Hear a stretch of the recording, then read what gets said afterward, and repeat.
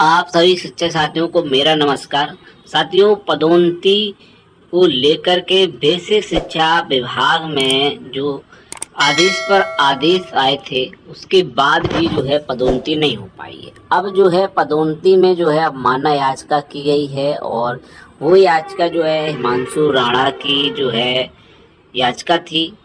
और उन्हीं की तरफ से याचिका लगाई गई थी और उसमें जो है वरिष्ठ अधिवक्ता अमरेंद्र नाथ त्रिपाठी, दुर्गा प्रसाद शुक्ला और जस्टिस माथुर के समक्ष जो है अपना पक्ष रखा है। तो यहाँ पर आप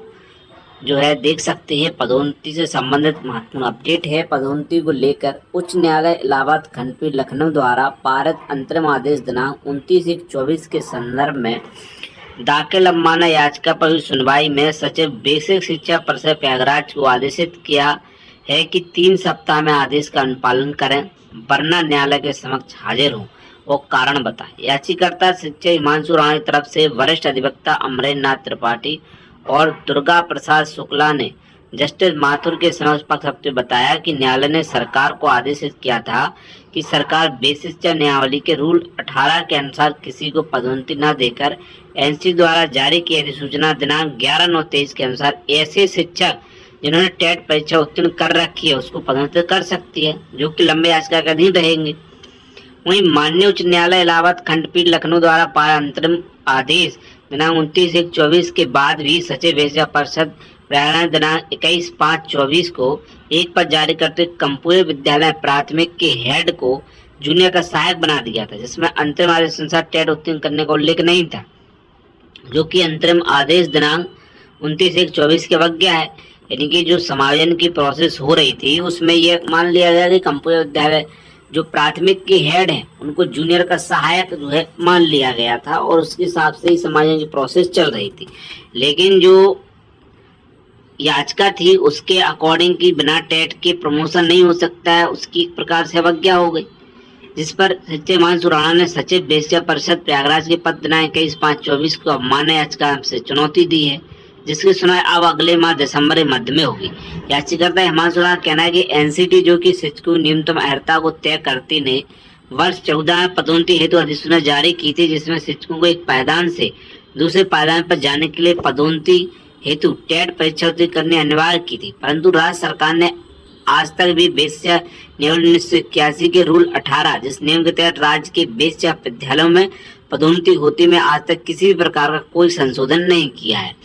जिसकी वजह से जो है पदोन्नति की प्रक्रिया अटकी हुई है। उसमें पहले संशोधन होना चाहिए, जो कि रूल 18 है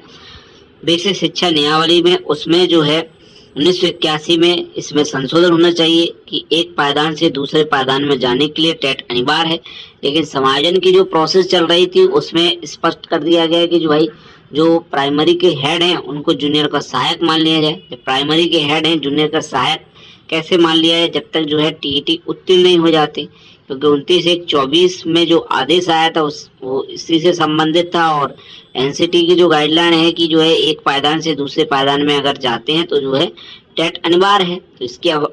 जो है यह जो आदेश जारी हुआ था उसके खिलाफ हो गया, इसलिए जो है इसमें शिक्षक हिमांशु राणा ने जो है अवज्ञा याचिका लगाई और इसकी सुनवाई हुई है। 3 सप्ताह का जो है सचिव शिक्षा परिषद प्रयागराज को हाईकोर्ट के आदेश का पालन करने के लिए मिला हुआ है। अब देखना है कि उसमें जो है क्या कुछ होता है, उससे पहले क्या संशोधन होता है। फिलहाल पदोन्नति जो है बेसिक के शिक्षकों को जो है मिल ही नहीं पा रही है और काफी लंबा समय हो चुका है। कुछ जो है तकनीकी समस्या है जिसकी वजह से यह मामला अटका हुआ है। एनसीटी ने स्पष्ट कहा है कि एक पायदान से दूसरे पायदान के लिए टेट अनिवार्य है, तो उसको कर देना चाहिए और बेसिक शिक्षा नियमावली में अगर ये चीज नहीं है तो रूल 18 में उसमें संशोधन करके किया जा सकता है। लेकिन करने की इच्छा हो तब ये चीजें हो सकती हैं, नहीं तो जो है पदोन्नति की प्रक्रिया इसी प्रकार से लटकी रहेगी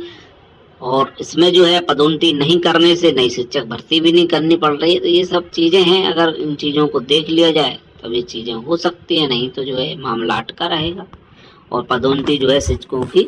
आखिर नहीं हो पाएगी। फिलहाल जो अवज्ञा याचिका थी उसमें जो है 3 सप्ताह का समय दिया गया है, उसके बाद दिसंबर माह में सुनवाई है। अब देखना है कि जब तक क्या कुछ हो सकता है। और भी अपडेट के लिए आप जुड़े रहें शिक्षा भाई यूट्यूब चैनल पर। साथियों मिलते हैं किसी नेक्स्ट वीडियो में और अपडेट के साथ, जानकारी के साथ। जय